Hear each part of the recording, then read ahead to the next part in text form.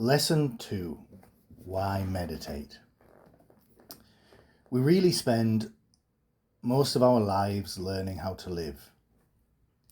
And this isn't necessarily as silly or as terrible as it sounds. Most of us find a way of living that makes some kind of sense. And we constantly change over the years.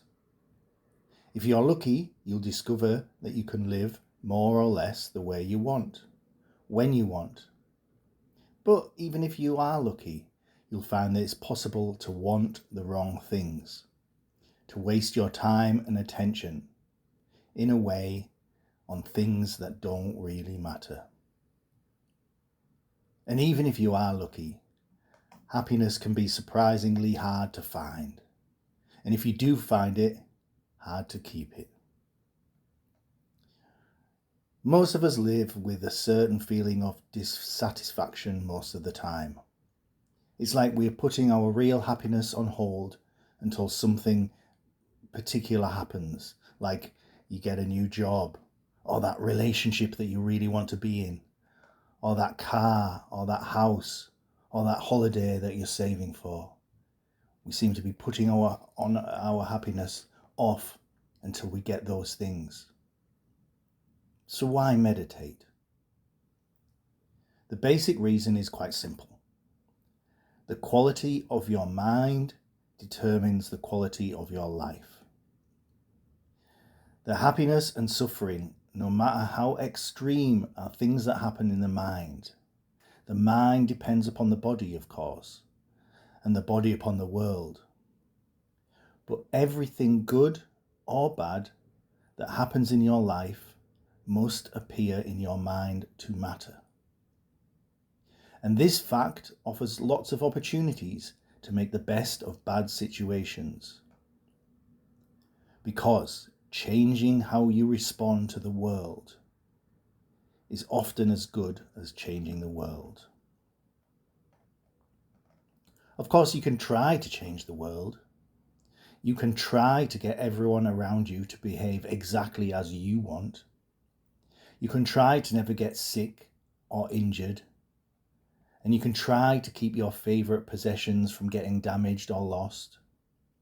But no matter how hard you try, the sources of stress, disappointment and embarrassment and self-doubt will always be there.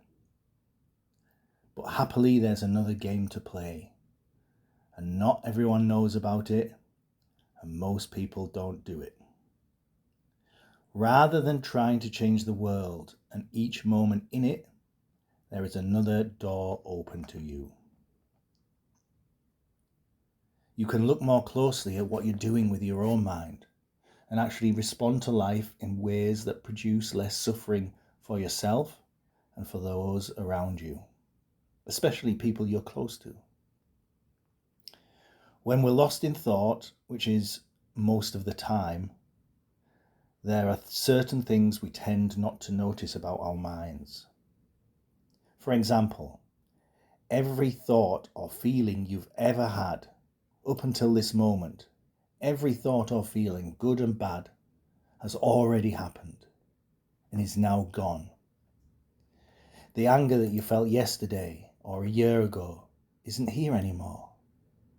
And if it arises in the next moment, based on your thinking about the past, it will once again pass away when you are no longer thinking about it. This is a very important truth about the mind, and it can be absolutely liberating to understand it deeply. If you do understand it deeply, that is, if you are able to pay clear attention to the arising of an emotion like anger or anxiety, rather than just thinking about why you have every right to be angry or anxious, it actually becomes impossible to stay that way for more than a few moments at a time. Your anger, anxiety, worry will just slip away. Try it. If you think you can stay angry for a day or even an hour without continually creating this emotion by thinking about it, without knowing that you're thinking, you are mistaken. This is the truth about the mind that nobody really thinks about. And meditation is the tool that you'll use to work it out. While I can't promise that meditation will keep you from ever becoming angry, anxious, worried, or sad again, you can learn not to stay that way, not to feel fearful or embarrassed or worried or have any other negative emotion for very long. And when we're talking about what the consequences of negative emotions in your life could be, the difference between moments and hours or days and weeks of feeling that way, it's impossible to exaggerate. This is not to say that outside things don't matter, but it is your mind, rather than the things themselves, that determine the quality of your life.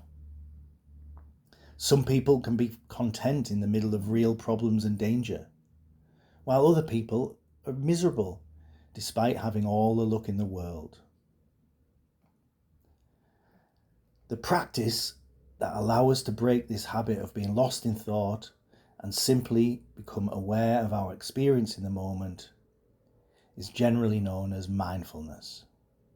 And there's nothing spooky about mindfulness. It is simply a state of non-judgmental and undistracted attention to the contents of your mind, whether pleasant or unpleasant. And practicing mindfulness has been shown over and over again to produce long-lasting changes in attention, emotion, thinking, contentment, and happiness. Being mindful is the act of experiencing more clearly the arising of thoughts themselves. And you don't need to follow any religion to practice meditation and mindfulness. It simply asks that you pay close attention to your experience in each moment. So, as you progress through this course, notice what it is I ask you to do more and more. And it's simply to recognize what is already happening in your mind in each moment without changing it, without trying to grasp at what's pleasant or push away what's unpleasant. Just seeing whatever it is you see in your mind. So, wake up from that sleepwalk of life that everyone else is experiencing. Awaken to your mind and awaken into life.